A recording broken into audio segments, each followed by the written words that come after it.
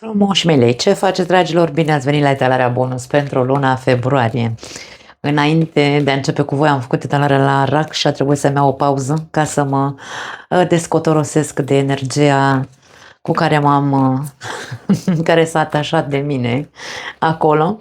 Așa că să respirăm și să vedem ce mesaje bonus avem pentru voi, dragi lei.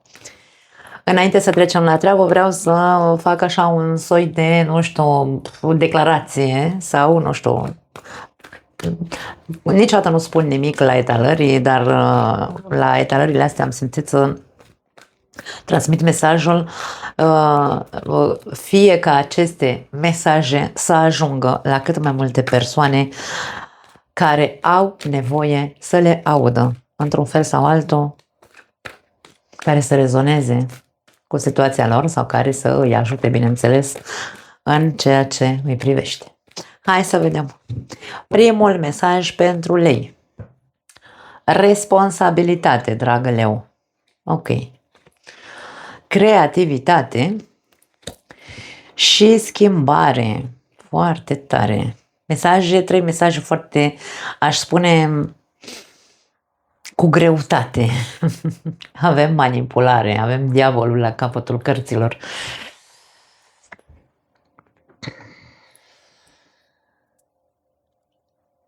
Nu știu dacă este vorba despre o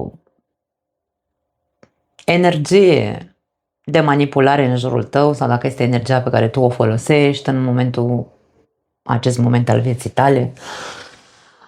Însă, dacă, indiferent că vorbim despre faptul că tu folosești manipularea, ori pentru că ești manipulat, situația este într-un fel sau altul în așa manieră încât poate tu vezi, leul e imposibil să nu vadă că e manipulat sau să perceapă, da, că este manipulat, pentru că vorbim despre intuiție și leul are o mare intuiție. Indiferent de care dintre aceste două variante vorbim, vi se cere responsabilitate. Asumați-vă responsabilitatea faptului că folosiți manipularea sau acceptați ideea că trebuie să vă responsabilizați și să faceți ceva în privința persoanelor care încearcă să manipuleze o situație sau să vă manipuleze. Vi se cere să fiți cât mai, hai să spunem, nu știu dacă neapărat creativi. Vedeți, voi la noi, mie îmi lasă impresia de foarte multe ori că în limba română lipsesc cuvinte, da? Creativitatea poate fi tradusă, dacă stăm să ne gândim așa mot-a-mot, doar la, nu știu, creativitate egal a face lucruri, nu știu, ieșite din context, da?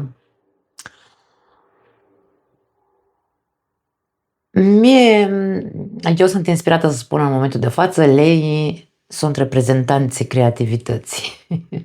Pentru că în astrologie leul este guvernat de soare, care vorbește despre conștiință, care vorbește despre creativitate și așa mai departe. Și este guvernatorul casei a cincea, care este casa creativității. Așadar, vi se cere să fiți într-un fel sau altul deschiși ca să puteți să găsiți soluții creative în legătură cu această problemă de care trebuie să vă asumați responsabilitatea, fie că are legătură cu manipularea către voi sau voi către altcineva. Pentru că aici avem moartea, avem diavolul și moartea, atenție. Deci aici e vorba despre situația trebuie să se schimbe, dar trebuie să se schimbe într-un mod radical. De aceea trebuie să găsești soluții creative la problemele cu care te confrunți sau soluții creative în legătură cu persoanele care au legătură aici cu acest diavol, această energie de manipulare. Ceva trebuie să moară ca să, da, metaforic vorbind, ceva trebuie să moară, trebuie să dispară, trebuie distrus. Moartea înseamnă distrugere, vorbim despre Pluto, așa că vi se cere o mare responsabilitate să găsiți soluții creative ca să faceți schimbări radicale în ceea ce privește această energie de manipulare, fie ea de unde vine, nu contează. Mai departe avem Marea Preoteasă. Mesajul este următorul. Atunci când ai îndoieli, poți avea întotdeauna încredere în intuiția ta, în primul tău instinct. Exact cum am spus mai devreme, leul este foarte intuitiv. Ascultă-te. Pentru că dacă tu ai îndoieli, care o fi responsabilitatea mea în povestea asta? Întotdeauna fiecare dintre noi avem responsabilitate, da? În ceea ce privește, în primul rând, comportamentul nostru. În momentul în care ne asumăm acea responsabilitate personală și știm foarte bine care este nivelul nostru de implicare în poveste, dacă vorbim aici despre manipulare, da? Ascultă-te. Ascultă-te și vezi ce-ți spune interiorul tău, dar cu sinceritate, pentru că de foarte multe ori suntem subiectivi și ajungem să credem că noi suntem singurii responsabili, că nimeni nu face lucrurile ca noi sau nu știu, habar n-am. Și eu am foarte multă energie de leu în mine, așa că știu cu ce se mănâncă energia leului. Ascultă-te. Ascultă-te cu sinceritate și vezi ce-ți spune. Aici în spaniol se spune ce-ți spun, ¿qué te dicen las tripas? În stomac, ce simți? Intuiția pleacă de aici. No? Nebunul riscă, spune nebunul, pentru că fiecare dimineață este un nou început. E ca și cum riscă să găsești soluții creative pentru că ai șansa ca în fiecare zi cumva ți se dă șansa să o iei de la zero, ți se dă șansa să faci altfel lucrurile.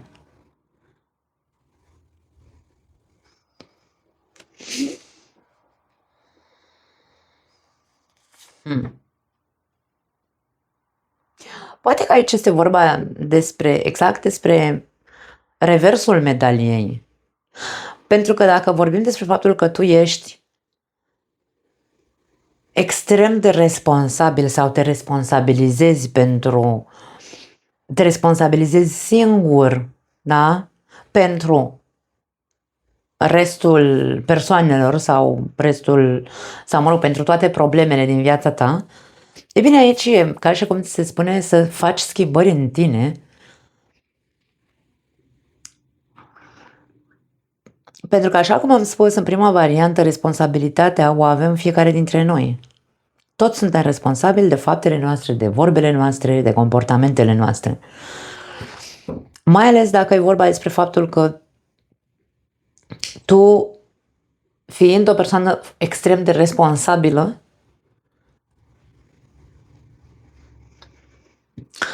accepți într-un fel sau altul sau nu știu, treci cu vederea mai repede de persoanele pe care tu intuiești, treci cu vederea comportamentul persoanelor pe care tu intuiești că parcă încearcă să te manipuleze într-un fel sau altul.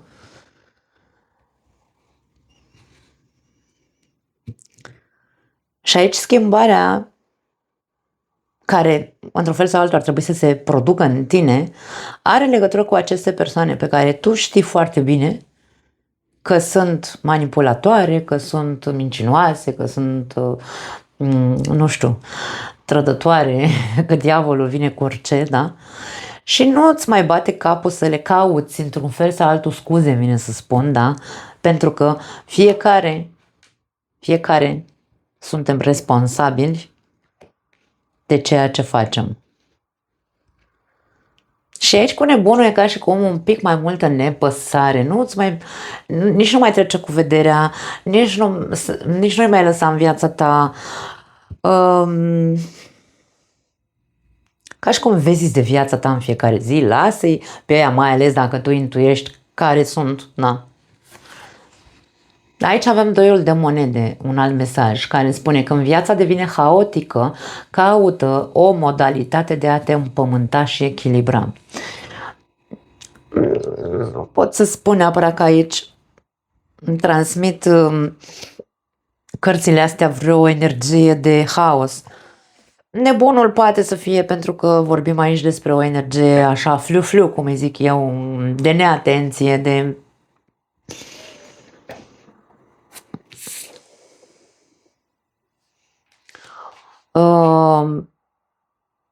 Dar toiul de monede este un soi de dezechilibru. Dacă vorbim despre haos, putem să vorbim despre faptul că ceva nu e tocmai ok, nu e tocmai echilibrat în viața ta, ori o situație, dar e o situație care are nevoie de schimbare radicală, poate ai nevoie să schimbi un comportament din punct de vedere radical în ceea ce te privește.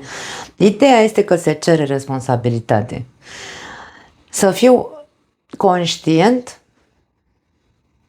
că ceea ce se întâmplă în viața mea este doar responsabilitatea mea. Eu sunt cel care îmi creez viața, ori prin lucruri bune, ori putem să creăm și lucruri urâte în viața noastră, și să fiu responsabil de faptul că fiecare dintre cei din jurul meu trebuie să se responsabilizeze la rândul lor de viața lor, da? E ca și cum nu-ți mai bate capul, îmi vine să spun, cu orice care nu are legătură cu propria ta viață și cu responsabilitatea față de tine. Pentru că aici e vorba de a găsi o modalitate, a fi creativ, a găsi o modalitate de a te echilibra și împământa. Așadar, e despre tine, tu să te pui pe picioare, tu să fii bine, poate că trebuie să faci schimbări profunde în interiorul tău sau poate în ultima perioadă s-au schimbat multe lucruri în jurul tău. Asta niciodată nu-i de rău, dragii mei, schimbările nu sunt un lucru rău, dimpotrivă, ne fac să evoluăm. Avem lumea aici. Mesajul este următorul, foarte interesant față de ce cunoaștem în mesajul lumea în tarotul clasic.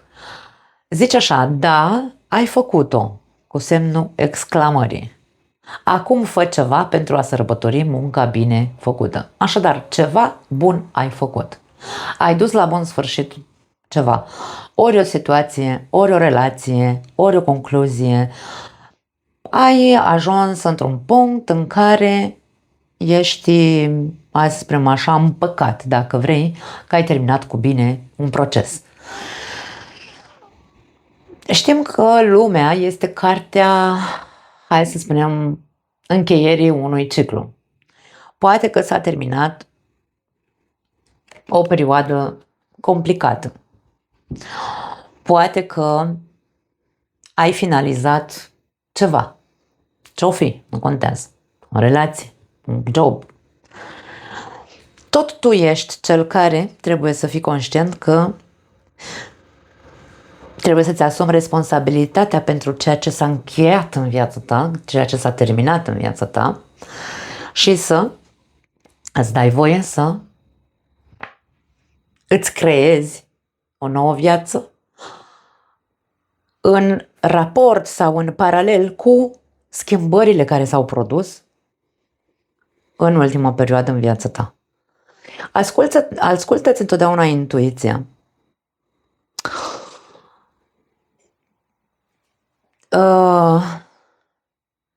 Și deschide-te. Nebunul este o energie de adolescent din ăla care iese în lume și zice: unde mă duce viața? Acum, nu luați mot-a-mot cuvintele pe care le spun, însă acea energie de încredere, Doamne, un adolescent are încredere că o să fie bine, că o să ajungă unde își dorește, că o să cucerească, habar n-am, lumi întregi, da? Chiar dacă, bineînțeles, că vor veni, întotdeauna în viața noastră vin și bune și rele, și așa e cum trebuie să fie. Da. Important este să rămânem întotdeauna cât de împământați și echilibrați putem ca să susținem tot ceea ce vine către noi. Foarte frumoase mesajele voastre. Hai să vedem. Îngerii iubirii, atracție, wow!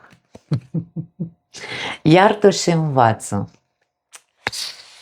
Și luna de miere, ok, avem ocupă-te de problemele tale de familie sau de problemele din familia ta. Acum, dragii mei, mesajele sunt foarte interesante pentru cei care aveți o relație. Indiferent ce s-a întâmplat între voi, indiferent că aici a existat toxicitate cu acest diavol, că a existat minciună, că a existat manipulare, că a existat, habar n-am, orice, diavolul poate fi orice, da? Dependență, poate să fie atașamente din astea așa, legături din astea foarte profunde din punct de vedere emoțional. Pare că încă există între voi atracție, pare că, indiferent ce s-a întâmplat, ați trecut printr-o perioadă urâtă, însă pare că s-a terminat sau e pe cale să finalizeze. De acum înainte ce facem, da? Pentru că aici implică iertat și învățat.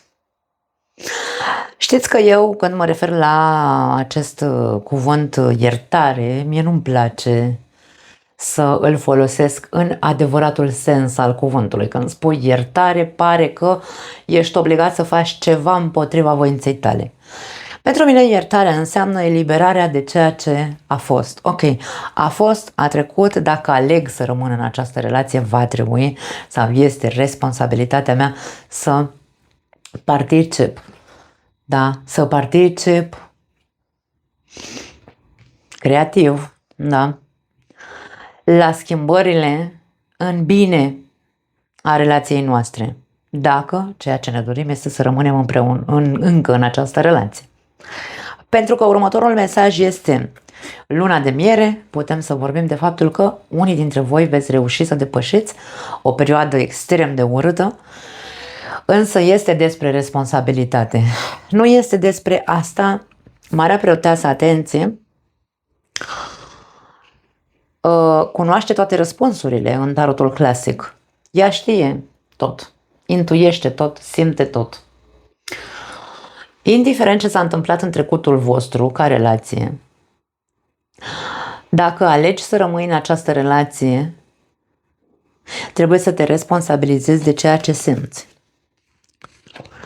Pentru că încă acest partener încă îl vrei în viața ta. Atracție.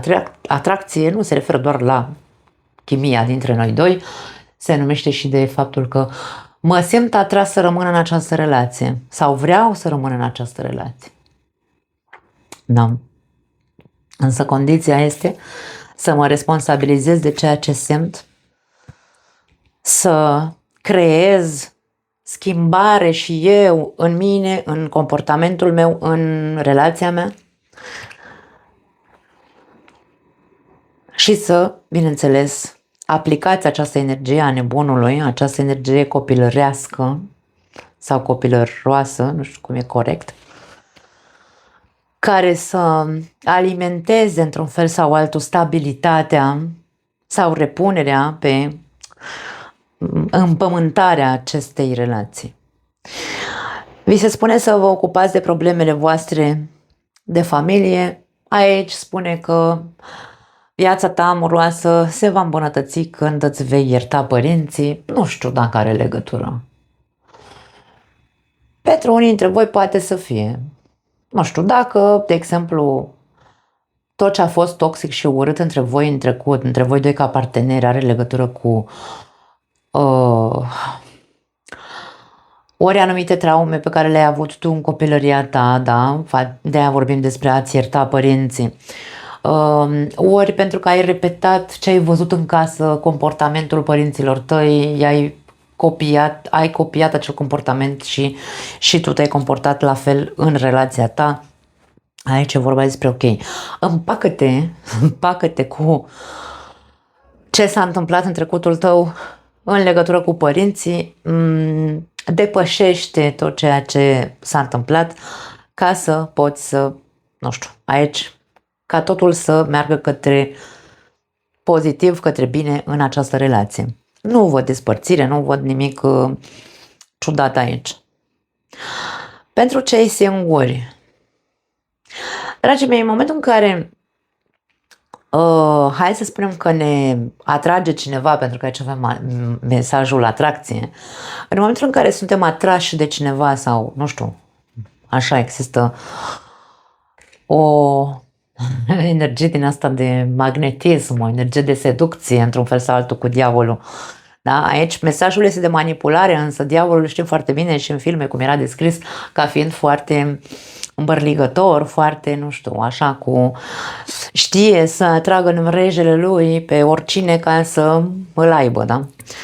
Aici putem să vorbim despre faptul că dacă există cineva în viața ta care îți atrage foarte tare atenția sau te atrage foarte tare din punct de vedere fizic, pentru că poate să fie și asta, diavolul se ocupă cu sexualitatea într-un fel sau altul, însă tu ceea ce îți dorești este o relație și nu o aventură, pentru că avem nebunul care poate să ne ducă cu gândul la aventură, diavolul ne poate duce cu gândul la aventură.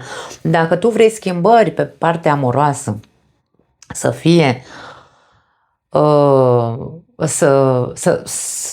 să construiești o relație și nu să fie doar o aventură, aici vorbim despre, ok, a cui este responsabilitatea, în primul rând, la nivel personal, a mea este responsabilitatea să construiesc alături de cineva care mă atrage. Însă, aici e vorba despre a mă responsabiliza în primul rând. Ce îmi spune intuiția mea în legătură cu persoana asta? Este persoana potrivită pentru mine? Pentru că una este să-mi placă că mă atrage magnetic din punct de vedere sexual și alta este să eu, intuitiv, să știu că nu e bun pentru mine acel personaj. Da? Ce facem cu această decizie? Pentru că avem un doi de monede. Ce facem? Ne aruncăm în relație doar pentru că ne atrage magnetic sau îmi ascult intuiția și știu că dacă ar fi să nu am o relație serioasă sau o relație pe termen lung cu persoana asta, nu este pentru că eu m-am lăsat înșelat sau manipulat, păcălit, ci a fost responsabilitatea mea că nu am ales bine, pentru că știam că nu e pentru mine acea persoană. Intuitiv știam că e doar atracție, pură atracție. Așadar, întrebați-vă și responsabilizați-vă dacă vă atrage cineva, vedeți, ascultați-vă și vedeți dacă este sau nu persoana potrivită pentru voi, pentru că e posibil să nu fie.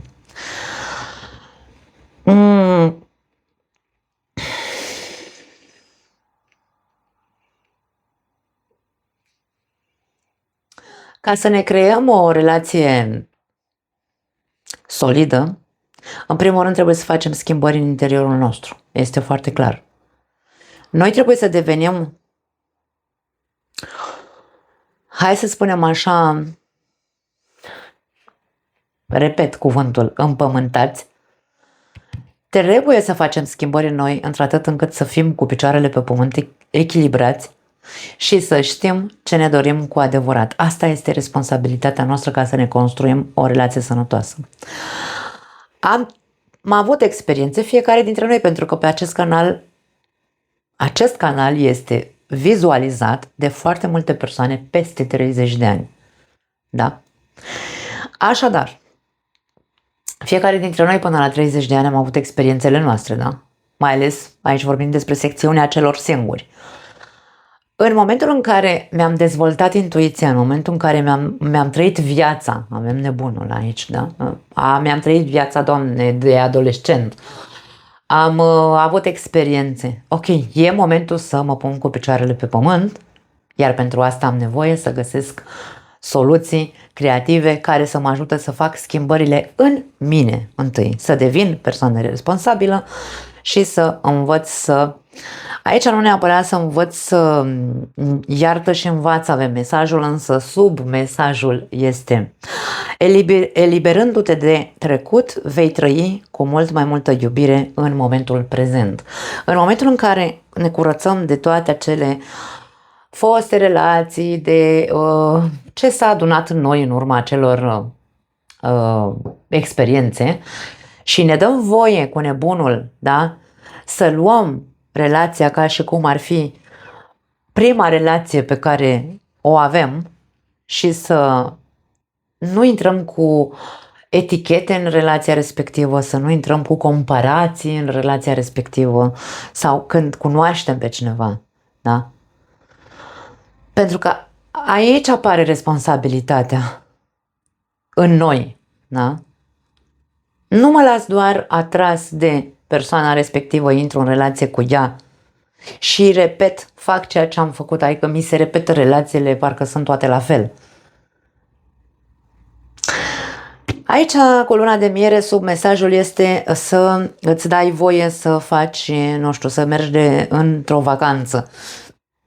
Poate fi vorba despre faptul că dacă, de exemplu, tu îți iei, nu știu, câteva zile libere și pleci singur pe undeva, e posibil ca acolo să întâlnești o persoană sau acolo să înțelegi sau să se schimbe ceva în tine la nivel foarte profund. Să vezi, poate meditezi între timp în ceea ce te privește, rumegi fostele relații, vezi unde e buba în ceea ce privește faptul că nu ai o relație stabilă și probabil că te vei întoarce altfel, te vei întoarce schimbat de acolo, îmi vine să spun.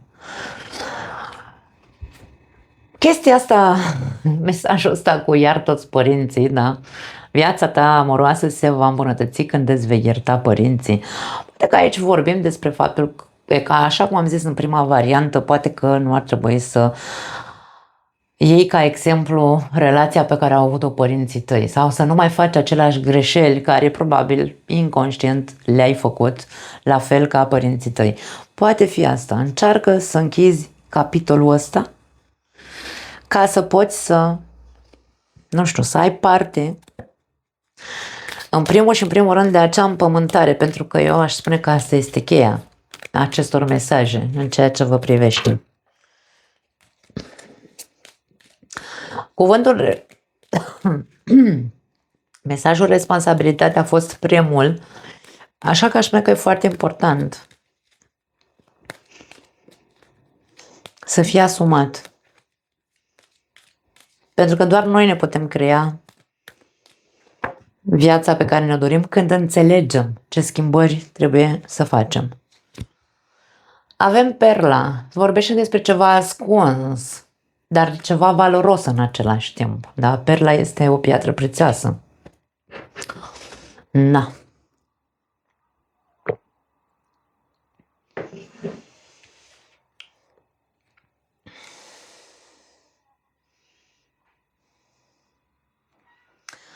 Îmi vine să spun că e ca și cum tu nu scoți din tine adevărata comoară. Nu știu de ce îmi vine așa. De ce nu-ți dai voie? Ai frici, ți-e frică aici, diavolul poate să vină cu frice, ca și cum nu te arăți niciodată așa cum ești cu adevărat. Avem porumbelul care vine cu pace și seninătate și avem balena care vorbește despre gardiana înțelepciunii. Adică e ca și cum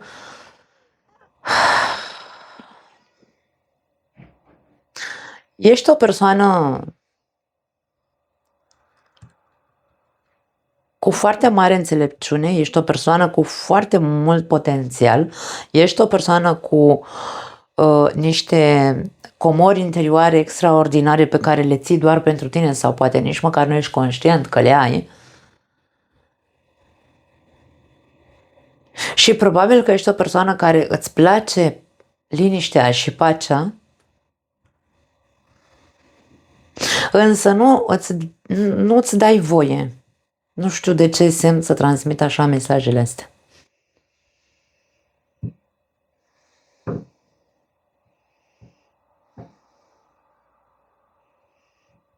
De ce ți-e frică să te arăți așa cum ești?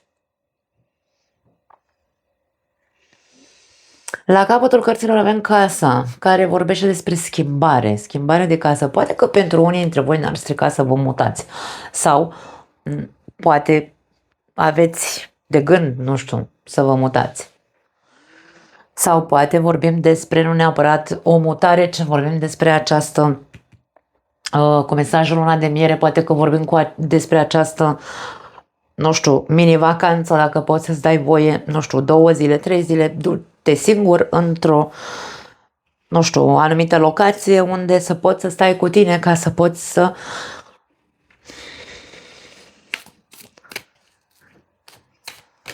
poți să evaluezi un pic mai mult, îmi vine să spun, sau să aprofundezi un pic mai mult, pentru că aici vorba despre ceva profund. Avem apă în 2 cărți, profund, important emoțional pentru tine.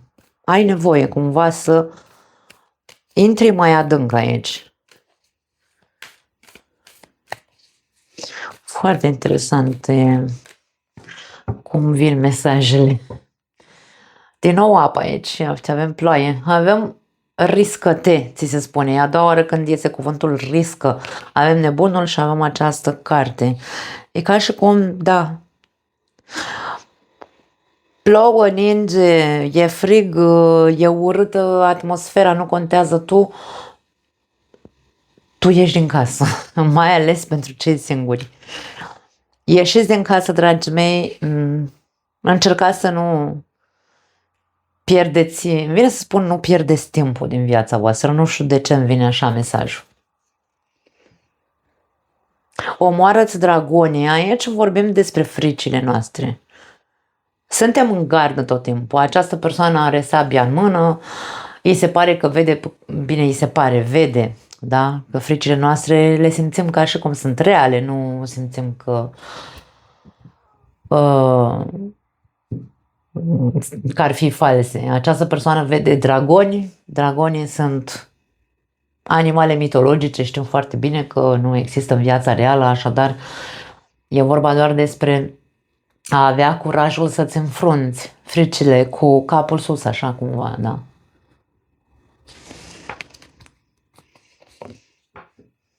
Dar e un fel de test, mie îmi vine să spun. Ești testat ca să vezi tu rezultatele în momentul în care începi să te deschizi, în momentul în care începi să îndrăznești, să riști, să ieși din casă, chiar dacă e urât afară, de exemplu, rezultatele pe care le vedea în momentul în care nu ți vei mai băga în seamă fricile. Când îți vei da voie să fii tu însuți, pentru că vorbim despre comoara asta ascunsă dinăuntrul tău pe care tu nu o scoți la suprafață, vorbim despre fricile alea, omorâți-le, dragii mei, renunțați la ele. Și aici vorbim despre un protest.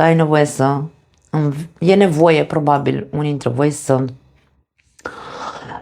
e nevoie de ceva fermitate. Când protestăm, ce înseamnă? Doamne, nu sunt de acord cu ce se întâmplă, da? Nu sunt de acord. Trebuie să fac ceva. Nu știu dacă e corect în românește protestație. Da, nu știu, îmi spuneți în comentarii că chiar nu protestezi și parcă îmi sună în românește. La capătul cărților avem mesajul care l-am mai văzut la voi: împletește-ți coroana pe care o meriți. Nu simt să fie vorba de merituozitate aici, ci pur și simplu e vorba despre responsabilitate. În cazul în care, acum mă întorc înapoi un pic la cei care aveți o relație, dragii mei. Relația voastră se poate repune pe picioare, puteți face schimbări, se poate salva, aș spune, da? Cam astea sunt mesajele, însă atâta timp cât nu închidem definitiv ușa trecutului, aici avem lumea care ne arată un ciclu care trebuie să se încheie, faceți ceva, da? De acum înainte. Faceți altfel de acum înainte. Atâta timp cât eu încă ascund în mine, pentru că poate nu mai am încredere dacă a existat trădare sau chestii de genul ăsta. Bineînțeles că încrederea se recuperează în timp, nu putem să forțăm absolut nimic. Însă va trebui să înțelegem că dacă ceea ce căutăm este pace și liniște, însă nu trebuie să-mi ascund să mă ascund în interiorul meu. Trebuie să știu să-mi folosesc înțelepciunea în ceea ce privește tot ceea ce nu-mi convine, să protestez când trebuie să protestez, nu trebuie să tac din gură, nu trebuie să stau cu frică, da?